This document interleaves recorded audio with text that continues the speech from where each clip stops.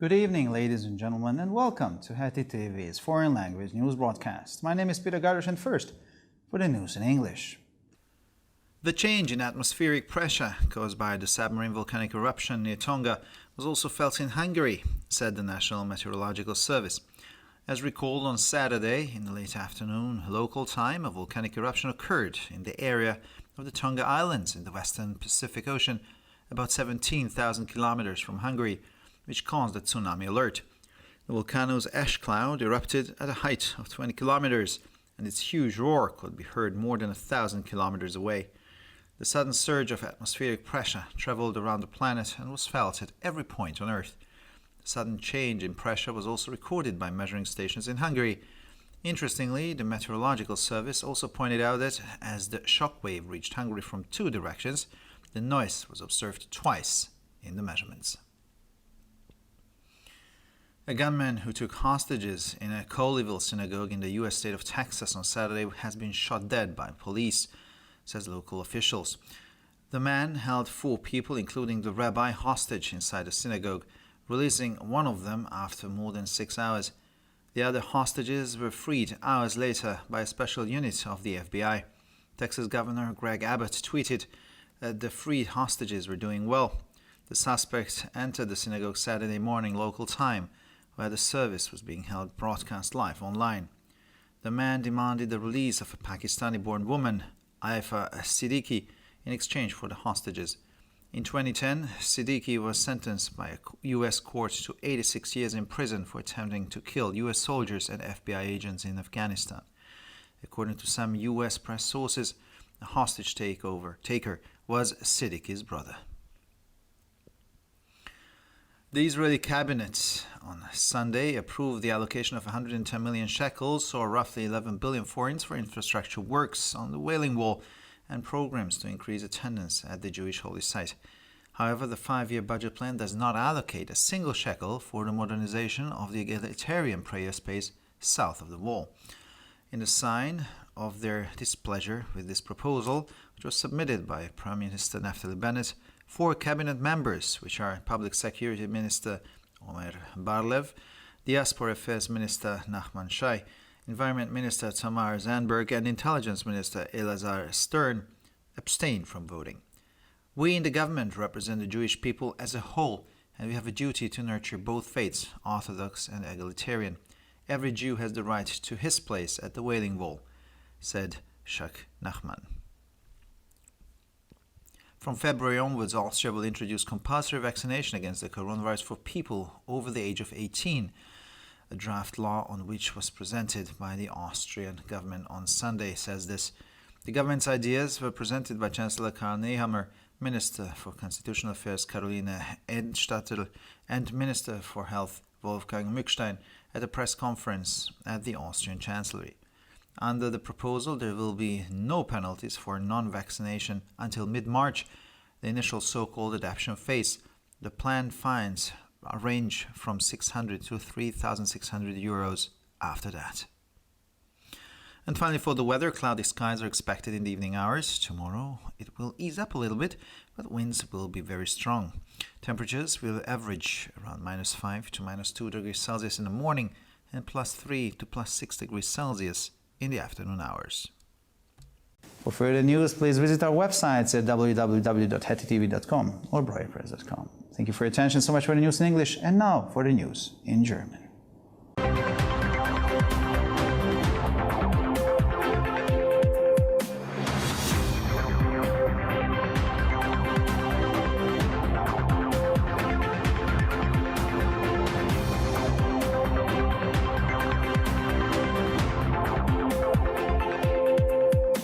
Schönen guten Abend, liebe Zuschauer. Mein Name ist Peter Gardosch und nun zu den Nachrichten auf Deutsch. Die durch den unterseeischen Vulkanausbruch in der Nähe von Tonga verursachte Veränderung des atmosphärischen Drucks war auch in Ungarn zu spüren, teilte der Nationale Meteorologische Dienst mit. Wie bereits berichtet, ereignete sich am Samstag am späten Nachmittag Ortszeit ein Vulkanausbruch im Gebiet der Tonga-Inseln im westlichen Pazifik, etwa 17.000 Kilometer von Ungarn entfernt, der einen Tsunami-Alarm auslöste.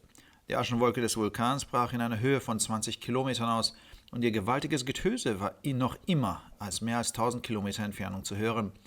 Der plötzliche Anstieg des atmosphärischen Drucks wanderte um den Planeten und war an jedem Punkt der Erde zu spüren. Die plötzliche Druckveränderung wurde auch von Messstationen in Ungarn registriert. Interessanterweise wies der Wetterdienst auch darauf hin, dass das Geräusch bei den Messungen zweimal beobachtet wurde, da die Druckwelle Ungarn aus 2 Richtungen erreichte. Ein Bewaffneter, der am Samstag in einer Synagoge in Colleyville im US-Bundesstaat Texas Geiseln genommen hatte, wurde von der Polizei erschossen, wie örtliche Beamte gegenüber Reportern erklärten. Der Mann hatte 4 Menschen, darunter den Rabbiner, in der Synagoge als Geiseln genommen und einen von ihnen nach mehr als 6 Stunden freigelassen. Die anderen Geiseln wurden Stunden später von einer Spezialeinheit des FBI befreit. Der texanische Gouverneur Greg Abbott twitterte, dass es den befreiten Geiseln gut gehe. Der Verdächtige betrat die Synagoge am Samstagmorgen Ortszeit, wo der Gottesdienst live im Internet übertragen wurde. Der Mann verlangte die Freilassung einer in Pakistan geborenen Frau, Afia Siddiqui, im Austausch für die Geisel.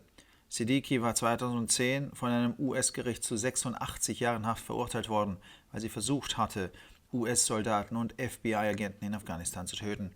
Einigen US-Pressequellen zufolge handelt es sich bei dem Geiselnehmer um den Bruder von Siddiqui. Das israelische Kabinett genehmigte am Sonntag die Bereitstellung von 110 Millionen Shekel, also umgerechnet etwa 11 Milliarden Forint, für Infrastrukturarbeiten an der Klagemauer und Programme zur Steigerung der Besucherzahlen an der jüdischen Heiligenstätte. Der 5-Jahres-Haushaltsplan sieht jedoch keinen einzigen Shekel für die Modernisierung des egalitären Gebietsraumes südlich der Mauer vor. 4 Kabinettmitglieder, der Minister für öffentliche Sicherheit Omer Barlev, der Minister für Diaspora-Angelegenheiten Nachman Shai, die Umweltministerin Tamar Sandberg und der Geheimdienstminister Elazar Stern haben sich der Stimme enthalten, um ihren Unmut über den von Ministerpräsident Naftali Bennett vorgelegten Vorschlag zu bekunden. Wir in der Regierung vertreten das jüdische Volk in seiner Gesamtheit und wir haben die Pflicht, beide Glaubensrichtungen, die orthodoxe und die egalitäre, zu fördern. Jeder Jude hat das Recht auf seinen Platz an der Klagemauer, sagte Shak Nachman.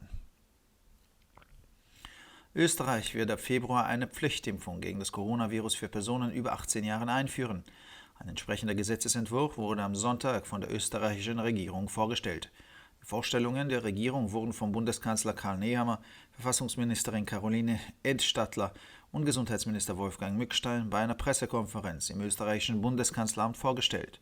Der Vorschlag sieht vor, dass es bis Mitte März in der ersten sogenannten Anpassungsphase noch keine Strafen für die Nichtimpfungen geben wird. Die geplanten Bußgelder liegen zwischen 600 und 3.600 Euro danach. Und schließlich zum Wetter. Abends wird bewölkter Himmel erwartet. Morgen wird es ein wenig auflockern, aber der Wind wird immer noch stark. Die Durchschnittstemperaturen liegen bei -5 bis -2 Grad am Morgen und zwischen +3 und +6 Grad am Nachmittag. Für weitere Nachrichten besichtigen Sie bitte unsere Webseiten www.hettitv.com sowie www.breuerpress.com.